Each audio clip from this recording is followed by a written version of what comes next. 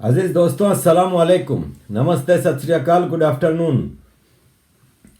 आज मैं आपको कुछ होशरुबा कहानी सुनाने जा रहा हूं पाकिस्तान आर्मी के बारे में।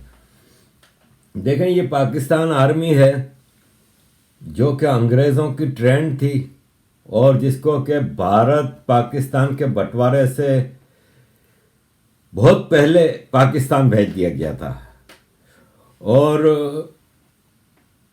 ये इनका ना इस्लाम से कोई ताल्लुक़ था, ना इनका पाकिस्तान से कोई ताल्लुक़ था। कि ये वही आर्मी थी जो भारत में जब आज़ादी की मूवमेंट चल रही थी 47 से पहले, तो ये गोलियां अंग्रेज़ों के कहने पे उन्हीं आज़ादी के मतवालों पे चलाते थे। उसमें मोस्ट ओबेडिएंट इनकी जो सर्वेंट आर्मी थी ना, वो मुस्लिम आर्मी थी, मुस्लिम ऑफिसर्स ऑफ इंडियन आर्मी। इस आर्मी ने 47 के बाद पाकिस्तान को टेक ओवर किया। इन्होंने ट्राइबल्स के लश्कर में अपने फौजियों के साथ मिलकर कश्मीर में कत्लेआम किया, वहाँ माओ बेटियों को अगवा किया 48 में। इन्होंने बाकी पाकिस्तान ईस्ट और वेस्ट में कत्लेआम जारी रखा, आम आदमी को गुलाम बना के रखा, मार्शल लॉ के ऊपर मार्शल लॉ आते रहे। फिर बांग्लादेश में इन्होंने जो वो किया जेनोसाइड किया। फिर आपने देखा था कि इन्होंने जो जंगें लड़ी हैं, दो जंगें लड़ी हैं जो ओपन जो जंगें हैं, एक 65 और एक 71। 65 में भी ऑपरेशन जिब्राल्टर के नाम पे ये हमेशा पीठ पीछे वार करते हैं, बुजदिल भगोड़े नामर्द लोग हैं ये। 65 में भी ऑपरेशन अल जिब्राल्टर के नाम से शुरू करके तो फिर इन्होंने जंग की और इनके लिए पाकिस्तान बचाना मुश्किल हो गया था और फिर बुरी तरह से ये हारे। हमें पढ़ाया जाता है कि हम वो जंग जीते थे, जबकि इंटरनेशनल रिपोर्ट्स आप पूरी पढ़ लें, वो जंग भारत जीता था। फिर 71 में तो खुलेआम मैनकाइंड हिस्ट्री में इतनी बड़ी सरेंडर किसी ने नहीं की। जो आम बंगालियों का कत्लेआम कर रहे थे, जो आम सिविलियंस को मार रहे थे, बहादुर बन रहे थे, उन लोगों ने फौरन भारतीय फौजियों के आगे हथियार डाल दिए, 93,000 फौजी। इसके बाद इन्होंने लिमिटेड वार्स की भारत के साथ, सियाचिन में, कारगिल में, वहाँ भी इनको मुंह की खानी पड़ी।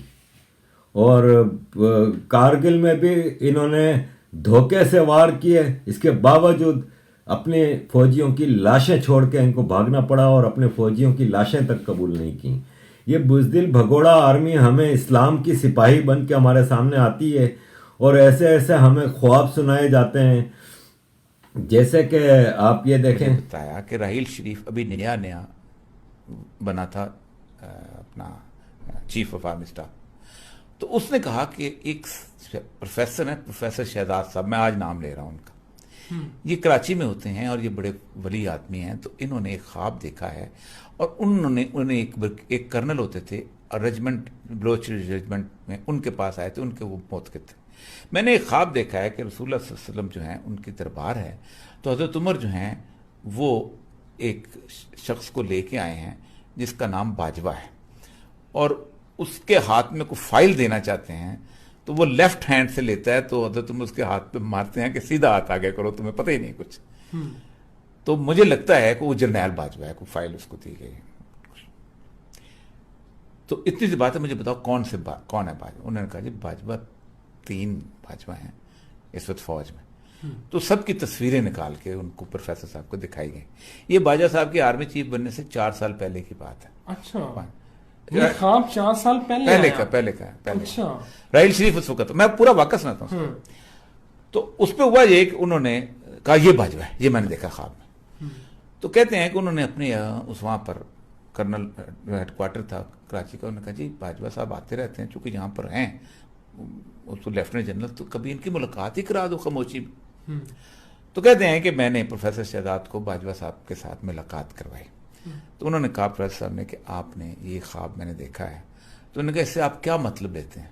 उनका मतलब ये है कि जो फौज है ना पाकिस्तान की, वो एक बेसिकली कस्टोडियन है थोड़ी सी, तो शायद आपको जिम्मेदारी, आप चीफ ऑफ आर्मी स्टाफ बन जाएं।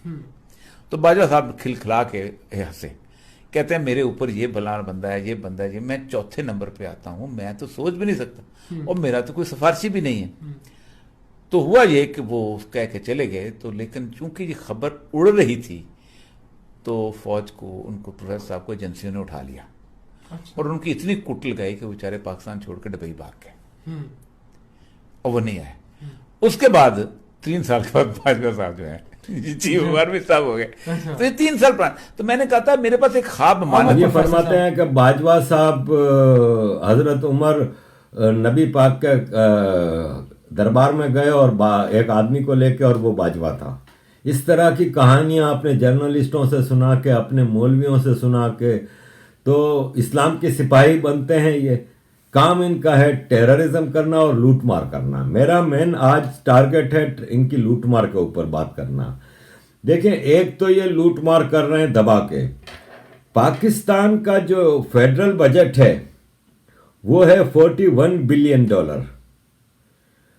उसमें से 47% यानी 19.35 बिलियन जो है ना, वो तो कर्जों की वापसी में चला जाता है, तकरीबन आधा। बाकी जो बचा उसमें से 19% आर्मी को। अच्छा, 19% ये जो डिफेंस बजट है, इसमें वो पेंशन शामिल नहीं जो रिटायर्ड फौजियों को दी जाती है, वो सिविलियन बजट में से जाता है। यानी तकरीबन 25%, 47% तो कर्जों की वापसी में चला गया, 25% आर्मी खा जाती है। अब आपके पास क्या बचा कि आप आम आदमी के लिए क्या करोगे? जबकि आम पाकिस्तानी आदमी 1,75,000 रुपए का मकरूज है। ये वर्ल्ड बैंक की रिपोर्ट है। इन सारे सिनारियों में आपको आम आदमी के लिए तो कुछ नहीं मिलेगा। अब ये तो डायरेक्ट एक तो बजट में से लूट मार करके ले गए। अब ये क्या करते हैं, बाकी सिविलियन बजट में से आर्मी के जनरल्स की, रिटायर्ड ऑफिसर्स की पेंशन जाती है। इसके अलावा ज्यादातर कॉरपोरेट्स के ऊपर आर्मी बैठी हुई है, कोई ना कोई जनरल उसको हेड कर रहा है। उसकी सैलरी भी सिविलियन बजट में से जा रही है। जैसे सीपेक का चीफ आसिम बाजवा 2.5 लाख रुपया तनख्वाह ले रहा है। तनख्वाह तो बेसिक होती है, इसके अलावा जो फैसिलिटीज होती हैं सब लेटेस्ट मॉडल की मर्सिडीज बम प्रूफ गाड़ियों में घूमते हैं। अब आप अंदाजा लगा लें कि एक एक गाड़ी कितने कीमत की होती है। हर कॉरपोरेट, एम्बेसडर, हर चीज पे आर्मी के जनरल बैठे हुए हैं, वो भी सिविलियन बजट में से सारी चीजें लेके जा रहे हैं।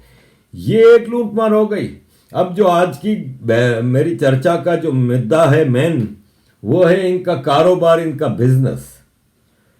Pakistan stock exchange, Karachi stock exchange है, इसका नाम चेंज करके पाकिस्तान स्टॉक एक्सचेंज रखा गया। दुनिया में कहीं ऐसा नहीं होता, शहर के नाम पे होता है स्टॉक एक्सचेंज। पाकिस्तान में इसको पाकिस्तान, क्योंकि कराची तो इनके बाप का है ना, तो कराची की हर चीज पे कब्जा। पाकिस्तान स्टॉक एक्सचेंज में सबसे बड़ी कंपनी आपको पता है कौन सी है? फौजी फाउंडेशन। फौजी फाउंडेशन पाकिस्तान की सबसे बड़ी कंपनी है।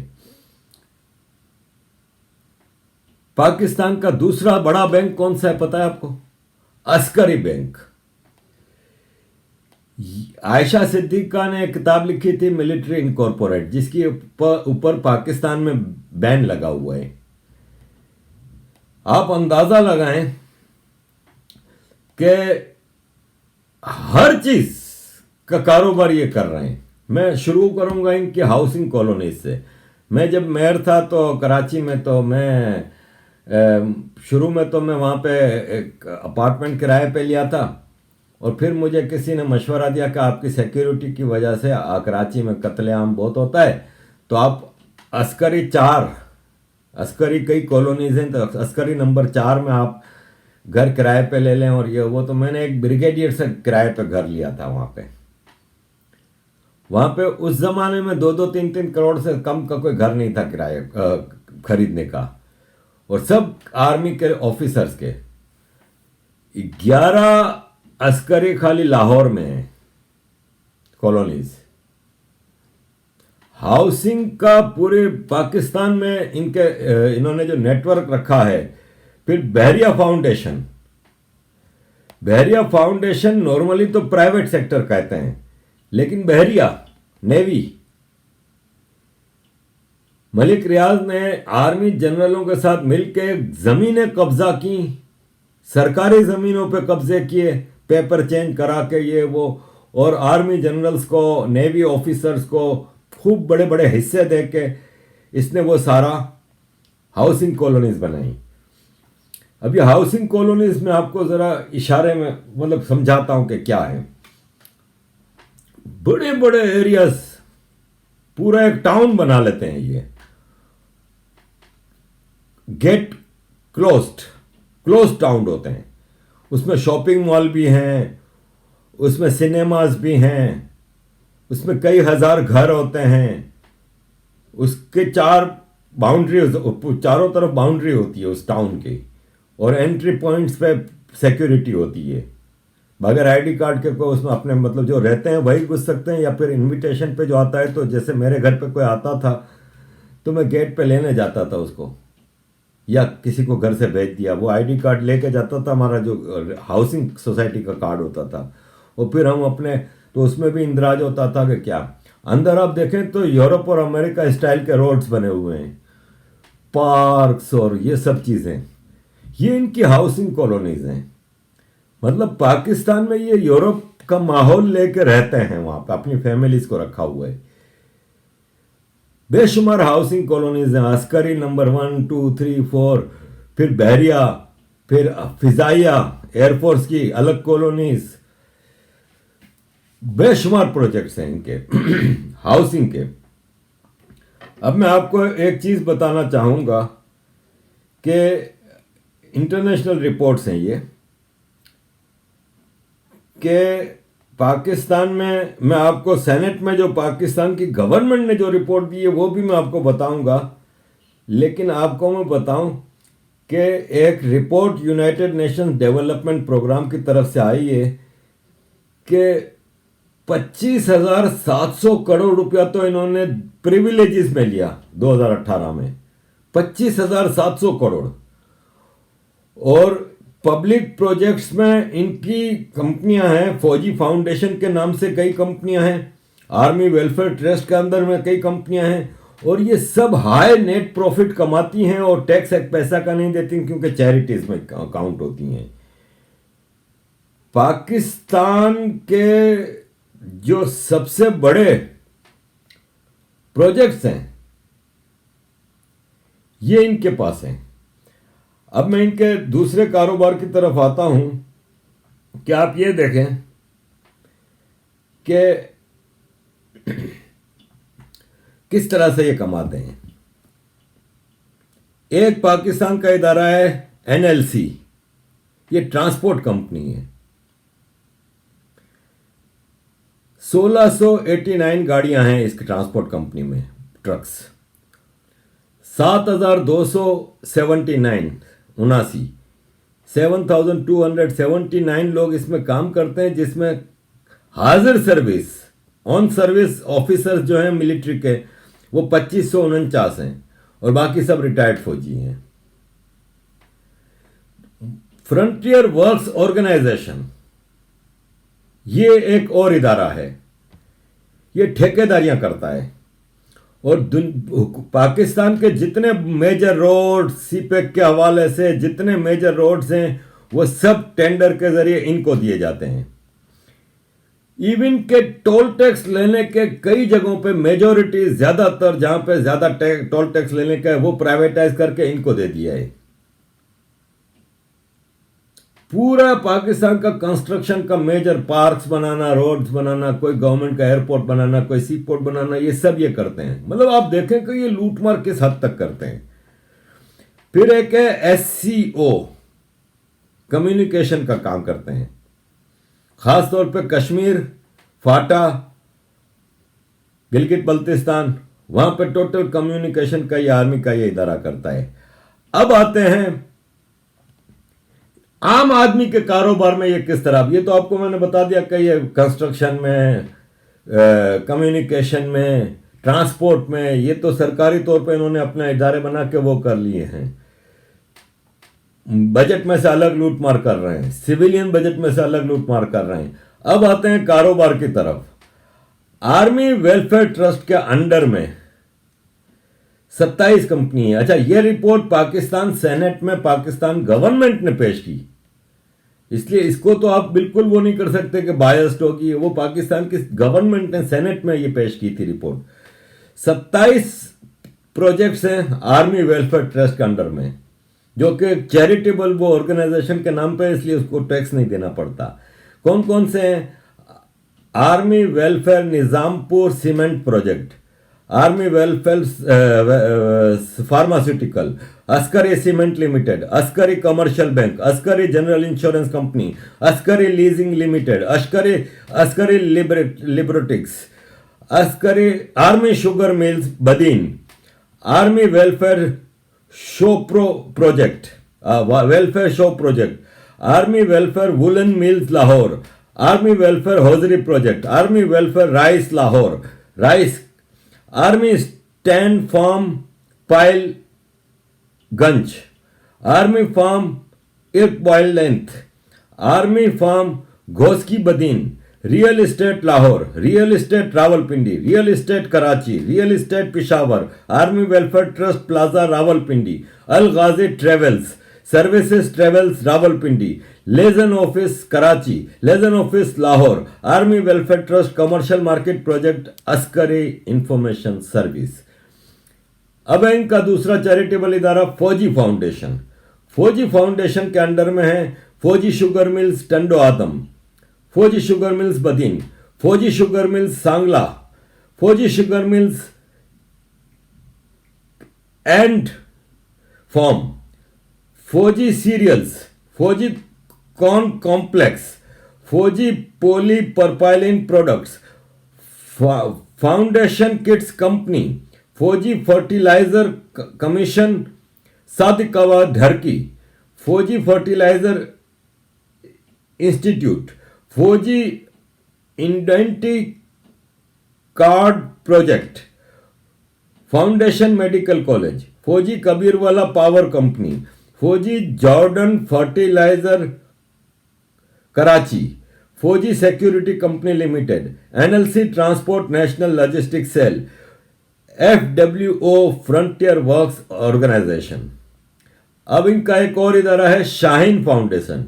शाहीन फाउंडेशन के 7 प्रोजेक्ट्स हैं, Shaheen international, Shaheen cargo, Shaheen airport service, Shaheen air व trades, Shaheen complex, Shaheen PTB और Shaheen information and technology system. अब बहरिया फाउंडेशन, बहरिया फाउंडेशन के Bahria university, Falahi trading agency, Bahria travel agency, Bahria construction, Bahria paints, Bahria deep sea fishing, Bahria complex, Bahria town, Bahria trading, Bahria bakery, Bahria shipping, Bahria coastal service, Bahria catering and decoration service, Bahria farming, Bahria holding, Bahria ship breaking, Bahria harbour service, Bahria diving and solvent international, Bahria foundation college Bahawalpur. अब आप मुझे बताएं कि इन्होंने आम आदमी के कारोबार करने के लिए क्या छोड़ा है। सीरियल से लेके सीमेंट से लेके सब कुछ, housing colonies, travel agencies, transport companies, courier service, मतलब कोई चीज छोड़िए। एयरलाइन लॉन्च होने वाली है अस्करी एयरलाइन बहुत जल्द। पीआईए का कचूमर इसीलिए निकाल रहे हैं ताकि अस्करी पाकिस्तान की नंबर 1 एजेंसी एयरलाइन बना दें। एजुकेशन पे आते हैं, Askari school, Bahria school, Bahria college, Askari college, Askari education system. क्या चीज छोड़िए आप मुझे ये बताएं। ये जंगें लड़ेंगे भारत के साथ, और ये सब लूटमार हर तरफ से कर रहे हैं। सरकारी बजटों में से भी कर रहे हैं, सिविलियन इदारों को भी ये लीड कर रहे हैं, और प्राइवेट बिजनेस में, स्मॉल बिजनेस में, इवन बेकरी है, कुछ तो छोड़ दो। मतलब जिसने एक बार वर्दी पहन ली वो अमीर कबीर हो जाता है। इनके नस्लें खाएं इतना ये कमाते हैं, इस मुल्क को लूट के खा गए हैं। मैंने ये वीडियो खास तौर पे पाकिस्तानियों के लिए बनाई है कि यार एक चिड़िया कि बच्चे के ऊपर भी कोई सांप हमला करता है ना तो वो चिड़िया लड़ जाती है उससे। तुम लोग कैसी नपुंसक कौम हो यार। तुम लोगों को अच्छी तरह पता है कि ये आर्मी क्या कर रही है। मैंने बताया है, ये मैंने अपने तौर पे तो कोई चीज नहीं बताई। आपको जितनी चीजें बताई वो पाकिस्तान सेनेट में पाकिस्तान की गवर्नमेंट ने जो पेश किए थे स्टैटिस्टिक्स वो बताए, या UNDP United National Development Programme की रिपोर्ट्स बताई, या आईएमएफ और वर्ल्ड रिपोर्ट की। आप किसी भी, आपके पास गूगल मौजूद है, मुझ पे अपना ट्रस्ट करें। अपनी आर्मी को अगर इतना आप महान समझते हैं तो जरा रिसर्च कर लें। मुझे कोई एक आर्मी का ब्रिगेडियर कर्नल मेजर, जनरल तो दूर की बात है, ब्रिगेडियर कर्नल मेजर छोटे लेवल के ऑफिसर दिखा दें जो अरबपति नहीं है, करोड़पति नहीं, अरबपति नहीं है। कोई एक ब्रिगेडियर कर्नल जनरल मेजर दिखा दें जो बंगलों में नहीं रहता, जो मिलियंस ऑफ रुपीस की गाड़ियों में नहीं घूमते, जिनके बच्चे बाहर नहीं पढ़ते, जहां साल का बच्चा पढ़ाने का खर्चा 40 से 50,000 डॉलर है, 50,000 मिनिमम डॉलर है। और पाकिस्तानी रुपयों में 50,000 डॉलर का कितना हो गया? 2 करोड़ रुपया एक बच्चे का। इनके हराम के 4-4, 5-5 बच्चे पढ़ते हैं यहां पे। किस किस्म की कौम हो तुम लोग? कब उठोगे? नाम लेते हो कि हम मुसलमान कौम है, हक के लिए लड़ेंगे, जिहाद करेंगे। ये जिहाद है, अपनी आर्मी के खिलाफ खड़े हो। अपनी आर्मी को जब तक तुम लोग नहीं निकालोगे, नाक से पकड़ के इनको कटहरे में नहीं लाओगे, ये बुज़दिल हैं आर्मी वाले। मुत्तहिद हो जाओ। इस आर्मी के खिलाफ आपको खड़ा होना होगा, वरना इस मुल्क का सत्यानाश हो चुका है। आज हर पाकिस्तानी लाखों रुपया कर्जे में है इंटरनेशनल। ये मैंने आपको जो बताया है कर्जा 2.25 लाख रुपया एक आदमी के ऊपर, ये तो वर्ल्ड बैंक और आईएमएफ वगैरह के। अभी तो चाइना के कर्जे, अरबियों के कर्जे, ये अलग है। वहां तो अभी शाह महमूद कुरैशी जाके माफी मांग के आया है, सऊदी अरब के पांव पकड़ लिए थे उसने कि यार शेख हमारे पास तो पैसे हैं नहीं, आप $3 बिलियन वापस मांग रहे हैं, रमजान का महीना है, कुछ ख्याल करें या हबीबी। शेख ने कहा कि अच्छा फिर ठीक है, कब दोगे? तो उसने कहा थोड़ा टाइम दे दें। फिर कुछ महीने लेके आया है ये। अभी तो चाइना ने गर्दन से पकड़ना है। चाइना तो आपसे पैसा नहीं मांगेगा आपको, इसने तो गिरवी रखा हुआ है ना। सऊदी अरब और दुबई वगैरह ने तो आपको बगैर किसी चीज के गिरवी के आपको ऐसे ही दे दिया था। चाइना ने तो गिरवी रखे हुए, Karachi airport, Karachi sea port, Karachi waste management, Gwadar port, ये पोर्ट, वो पार्क, ये रोड, ये टोल। चाइना तो आगे कब्जे करेगा और बाजा बजाएगा। आर्मी के जनरल तो सारे बाहर अपनी सेटिंग करके बैठे हैं। ये बाजवा के दोनों बेटे अमेरिकन नेशनल हैं। बाजवा, आसिम बाजवा का तो आपके सामने ही केस है। अमेरिका में इसने बिजनेस एम्पायर खड़ी की हुई है। तो अब भी वक्त है। इस मुल्क को बर्बाद आर्मी इंडिया ने नहीं किया। इस मुल्क को बर्बाद किसी बैरूनी ताकत ने नहीं किया। इस मुल्क को बर्बाद आपकी इसी मुहाफिज फौज ने किया, जिसको कि इस्लामिक फौज बना के बैठे हुए। या आर्मी मेस में कभी आप जाकर देख लें, इनके हाउसिंग कॉलोनीज में जाकर देख लें, इन्होंने क्लब बनाए हुए हैं जहां पर रोज शाम को बैठ के शराबें पीते हैं ये, और आपके सामने इस्लाम का भाषण देते हैं। अब भी वक्त है। इस आर्मी को नंगा करके कटहरे में लाके खड़ा करें, वार क्राइम्स ट्रिब्यूनल में खड़ा करें। पाकिस्तानी कौम मुत्तहिद हो जाएगी तो इंटरनेशनल कम्युनिटी भी आपका साथ देगी। अजीज दोस्तों, थैंक यू वेरी मच। जय हिंद, जय श्री राम, वंदे मातरम। पाक फौज रेंजर्स के जरिए कराची को रोजाना 50,000 टैंकर देती है। एक टैंकर 3,000 रुपए का। इसका मतलब यह हुआ कि 1,500 करोड़ रुपया ये कराची में फौज रेंजर्स के जरिए बेचती है। 1.43 मिलियन डेली डॉलर, $42 मिलियन का पानी महीने का बेचती है पाकिस्तान में कराची वालों को रेंजर्स। एक साल का बनता है $515 मिलियन। ये जुल्म है कराची के एक ऊपर। मोटिवेशन और थी जो गुंबद खजरा के मकी की तरफ से थी। जब कायदे आजम मोहम्मद अली जिन्ना अपने कमरे में थे तो आप एक रात आपका बेड हिलने लगा, आपकी आंख खुली तो आप महसूस करने लगे शायद जलजला आ गया है। आपने इधर उधर खिड़की में झांक के देखा, कोई नहीं था। आप दोबारा आके सो गए, दोबारा बेड हिलने लगा, फिर खिड़की में झांका, कोई जलजला नहीं था। तीसरी मर्तबा आके लेटे, तारीखें बतलाती है कि उसके बाद फिर आपकी आंख खुली तो आपने देखा कि इंतहाई हसीन और जमील बुजुर्ग सामने तशरीफ फरमा है। तो आपने पूछा कि हु आर यू? तो वहां से जवाब आया कि I am your prophet Muhammad सल्लल्लाहु अलैहि वसल्लम। आप अदब से खड़े हो गए और आपने सवाल किया कि my lord what can I do for you? तो वहां से जवाब मिला कि जाओ जाके बर्रे सगीर में मुसलमानों की क़यादत करो, वो तुम्हारा इंतजार कर रहे हैं। अल्लामा शब्बीर अहमद उस्मानी को कायदे आजम मोहम्मद अली जिन्ना रहमतुल्लाह अलैह ने